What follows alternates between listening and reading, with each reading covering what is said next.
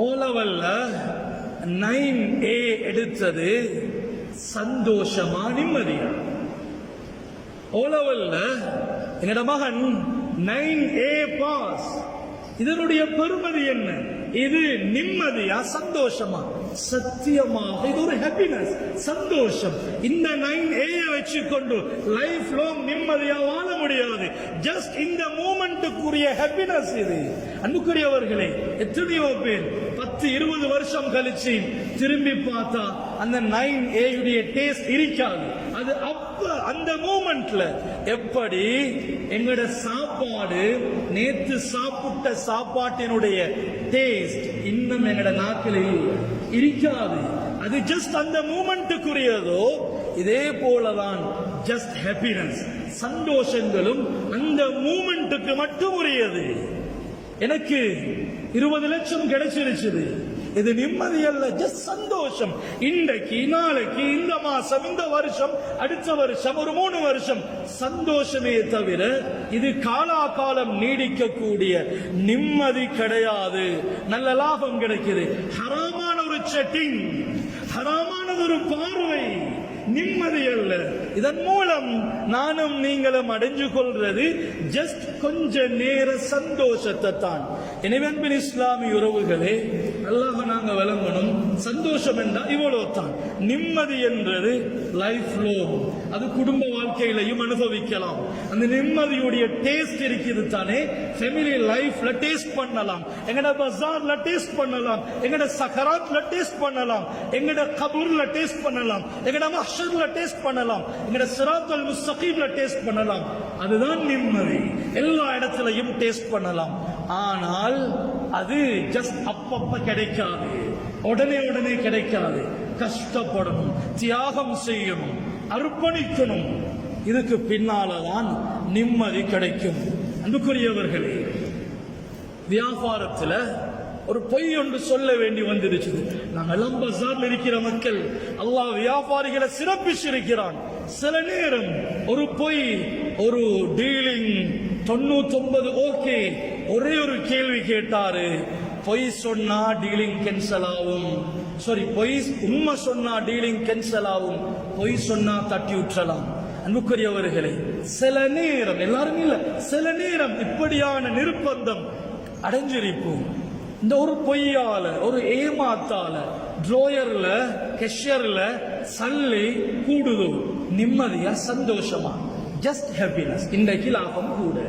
அல்லாஹ் இந்த இந்த இந்த பொய்யால, இந்த சந்தோஷத்தினால அல்லாஹ் இந்த வியாபாரத்தை புடுங்கினான்டா இழக்கிறது நிம்மதிய, நிம்மதி இல்லாம போயிடும். அன்புக்குரியவர்களே, வாழ்க்கையினுடைய பெருமானத்தை விளங்குங்க. நிம்மதி பரிசா, சந்தோஷம் பரிசா, செங்கல் பரிசா, மாணிக்கம் பரிசா. ஒரு மனிதர் ஒரு மெனிக்க வச்சு கொண்டு தடுமாறிக் கொண்டிருக்கிறாரு. ஒருத்தர் சொன்னாரு, உங்களோட வீடு கட்டுறதுக்கு ஒரு லோட் செங்கல் தாரேன், உங்களோட மாணிக்க கல்ல தாங்க. உங்களை ஊரும் சொல்லுவோம், மோட வேலை செஞ்சிட்டாரு. ஒரு மாணிக்கத்தை ஜஸ்ட் செங்கலுக்காக விட்டு கொடுத்தாரு. அன்புக்குரியவங்களே, இதே போலதான் நிம்மதியை ஒரு நாளும் சந்தோஷத்துக்காக விட்டு கொடுத்துடவானம்.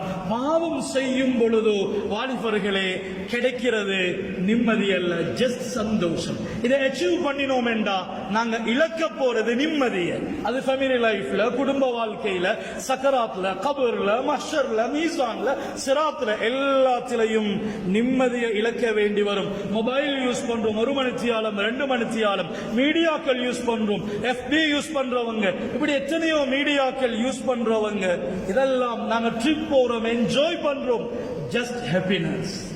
வானம் என்ற ஒரு நாளும் சொல்லல இஸ்லாம், வானம் வானம் என்றல்ல. சந்தோஷத்தை அடைங்க, தானாலும் பிரச்சனை இல்லை. ஆனால் எப்ப நான் சந்தோஷத்தை அடைய போயிட்டு என்ன நிம்மதியை நாசமாக்க வருமோ, வானம் வாப்பா, சந்தோஷம் வானம், நிம்மதி தான் முக்கியம். மெனிக்கல்லா செங்கலா என்றா எனக்கு மெனிக் தான் முக்கியம் என்றது போல சந்தோஷத்தை அனுபவிக்கலாம். வாலிப சீதையர்களே, போறீங்க, தாராளம் போங்க, பிரச்சனை இல்லை, வானம் என்றல்ல, இஸ்லாம் தடுக்கல்ல, என்ஜாய் பண்ணுங்க உலகத்தை, வானம் என்றல்ல.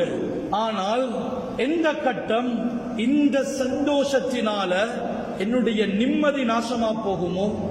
ஒன், ஒரு செட்டிங், ஒரு ஹராமான ஒரு செட்டிங், ஜஸ்ட் ஹாப்பினஸ், அது ஃபேமிலிக்கு தெரிஞ்சா இழக்கிறது நிம்மதி, வாழ்க்கையில நிம்மதி பெய்துடும் ஒரு சந்தோஷத்துக்காக. எனவே அன்புக்குரியவர்களே, என்ன சொல்ல வாரேன்னா, ஏமாந்துடும். சந்தோஷத்துக்கு பின்னால ஓடி ஓடி மெச்சடிச்சு ஏமாந்துட ஓனம். அல்லாஹு தஆலா குர்ஆன்ல கேக்குறான், யா அய்யுஹல் இன்சானே, மனிதனே, மா கர்ரக, உன்னை ஏமாத்தினது எது? எதுக்கு ஏமாந்து போனாய்? அன்புக்குரியவர்களே, சில நேரம் மஹ்ஷர்ல போயிட்டு அந்நியாயம் என்ன ஏமாந்துட்டோம். எதுக்கு ஏமாந்தோம்? ஜஸ்ட் சந்தோஷத்துக்கு, சின்ன சின்ன சந்தோஷத்துக்கு, அப்பப்ப கிடைக்கிற சூனுக்காக நிம்மதியை இழந்திருப்போம். எனவே அன்புக்குரியவர்கள், இது ஒரு சொரிச்சல் மாதிரி. சொரியும் பொழுது சந்தோஷம் தான், ஓரளவு ராகத்து தான். ஆனா சொரிஞ்சு 2 நாள் சொரிஞ்சு முடிஞ்சா உடம்பெல்லாம் புண்ணாவிருக்கும். ஸ்போர்ட்ஸ் நடக்குது அல்லது மெச்சொண்டு போகுது, அதனுடைய சத்தம் கேக்குது. இப்ப சந்தோஷம் நிம்மதி எங்க? அந்த கிரவுண்ட்ல, அந்த ஸ்போர்ட்ஸ்ல. ஆனா இழக்கிறது நீங்க எதை? நிம்மதியை இழக்கிறீங்க. அல்லாஹ் எதுல நிம்மதியை வச்சிருக்கிறான்? அன்புக்குரியவங்களை, நான் என்ன சொல்ல வாரேன் என்றா, வாழ்க்கை என்ன மாதிரி, என்ன ஏது என்ற விளப்பத்தோட வாழ்க்கையை கொண்டு போகும். கியாமத்துடைய நாளையில எனக்கு உங்களுக்கு தெரிஞ்ச மக்கள், மஹல்லாவாசிகள், குடும்பத்தார்கள் கொஞ்சம் பேர் அல்லாஹ்வுடைய அர்ஷுடைய நிழலுக்கு கீழால் இருப்பாங்க. அவங்க எல்லாம் யாரென்று தேடி பார்த்தா, அற்ப சந்தோஷங்களுக்காக ஒரு நாளும் நிம்மதியை விட்டு கொடுக்காத சீதேவிகள், சந்தோஷத்தை மட்டுமே டார்கெட் பண்ணினவங்க எங்கிருப்பாங்க? கியாமத்துடைய நாளையில தலைக்கு ஒரு ஜானுக்கு மேல சூரியன் செம்பு தரையில அல்லாஹ் பல வருஷக்கணக்கு, ஆயிரக்கணக்கான வருடங்கள் அங்க இருப்போம். அப்போ ஒரு நாளும் நாங்க சொல்ல மாட்டோம், தலைக்கு ஒரு ஜானுக்கு மேல சூரியன் செப்பு தர முழு கோடி மக்களும் ஆயிரக்கணக்கான வருஷம் இருக்கும் பொழுது ஒரு நாளும் அங்க சொல்ல மாட்டோம், கஷ்டம் அப்பா என்று. கை சேதம் அல்லையா அங்க நானும் நீங்களும் பாவிக்கிறது? கை சேதம் அடைஞ்சிட்டோமே. அன்புக்குரியவர்களே, இதே மாதிரி தான் அடுத்த பக்கம் வாழ்க்கையினுடைய அடுத்த பக்கமும் இப்படித்தான். கஷ்டம் வேற, கை சேதம் வேற. எங்களுக்கு சின்ன சின்ன விஷயங்கள் கஷ்டம். ஏனப்பா சுபகுக்கு கஷ்டம் ஹஸரத், என்ன செய்ய? கஷ்டத்தை ஃபேஸ் பண்ணலையா கை சேதமா போகும் வாழ்க்கை. அன்புக்குரியவர்களே, அன்புக்குரிய பெற்றார்களே, சின்ன சின்ன கஷ்டங்களை ஃபேஸ் பண்றதுக்கு பிள்ளைகளுக்கு பழக்கணும். வாழ்க்கையில் எத்தனையோ விஷயங்களை ஸ்கிப் பண்ணிட்டு போறோம். ஏன் கஷ்டம் ஹஸரத்? ஏன் அப்பா ஜுமாவுக்கு கஷ்டம் ஹஸரத்? அன்புக்குரியவர்களே, கஷ்டம் என்று ஸ்கிப் பண்ணினீங்கன்னா கியாமத்துல போய்த்து மாட்டுவீங்க. அது கஷ்டம் இல்லை, கை சேதம் அடைஞ்சிட்டோமே, நாசமா போயிட்டோமே என்று தலையில கை வைக்க வேண்டி வரும். எனவே அன்புக்குரியவர்களே, சின்ன சின்ன கஷ்டங்களை ஸ்கிப் பண்ண வானம். பஜாருடைய மஹல்லா கடைய நேரத்தோட மழை, பெரிய மழை கொட்டுதோ, பொஸ்ஸா இருந்தாலும் சரி, வேலை செய்யறவங்களா இருந்தாலும் சரி, நேரத்துக்கு வந்து கடை திறக்கிறது யாருக்கு கஷ்டம் இல்லை? கஷ்டம். இந்த கஷ்டம் என்று கடையை 11 மணிக்கு திறந்தா பிசினஸ் டவுன் ஆகும் பொழுது கை சேதம், அநியாயமே. அன்புக்குரியவர்களே, ஏப்ரல் சீசன் வந்தா டைமுக்கு சாப்பாடு இல்ல, குளிக்க டைம் இல்ல, வீட்டுக்கு மனைவியோட பேச டைம் இல்ல. ஏன்? அந்த கஷ்டத்தை நாங்க ஃபேஸ் பண்றோம். இதுக்கு அல்ஹம்துலில்லாஹ் கொடையாகிறதுக்கு. அல்ஹம்துலில்லாஹ் இதே கஷ்டத்தை மார்க்கத்துல நீங்க ஃபேஸ் பண்ணுவீங்கண்டா அல்ஹம்துலில்லாஹ் கை சேதம் அடைய தேவையில்லை. ஏன்? டைமுக்கு தொலைவார் இல்ல, கஷ்டம் ஹஸரத் கடையில. இந்த கஷ்டத்தை நீங்க ஃபேஸ் பண்ணல, கியாமத்துடைய நாளையில மட்டும் இல்ல, ஃபேமிலி லைஃப்ல, உங்களோட பொருளாதாரத்துல நாங்க சில நேரம் கை சேதத்தை சந்திக்க வேண்டி வரும். எனவே அன்புக்குரியவர்களே, இன்றைக்கு ஒவ்வொரு மஹல்லாவிலையும் என்ன சுபகுடைய இமாம் ஜமா 120%, 15%, மற்ற 80% கஷ்டம் ஹஸரத். கஷ்டம் என்று ஸ்கிப் பண்ணினோம் என்றா பெரிய ஒரு கை சேதத்தை முன்னோக்க வேண்டி வரும். அன்புக்குரியவங்களே, மருந்து குடிக்கிறது யாருக்கு லேசி? கஷ்டம் தானே. சரி, ஒரு 2 வயசு பிள்ளைக்கு மருந்து கொடுக்கிறது எந்த பேரண்ட்ஸுக்கு லேசி? கஷ்டம் ஹசரத். கைய காலை பிடிச்சி வாய பொத்தி பிடிச்சி ஊத்தணும், கஷ்டம் தான். இத கஷ்டம் என்று எடுத்து வச்சீங்கன்னா கை சேதம், ஐசியூல போய் திரிக்க வேண்டி வரும். சில நேரம் மௌத்துல கொண்டு போய் சேர்க்கும் இல்லையா? அந்த கை சேதத்தை விட இந்த கஷ்டம் பெட்டர். அன்புக்குரியவர்களே, லைஃப் இதுதான் வாழ்க்கை.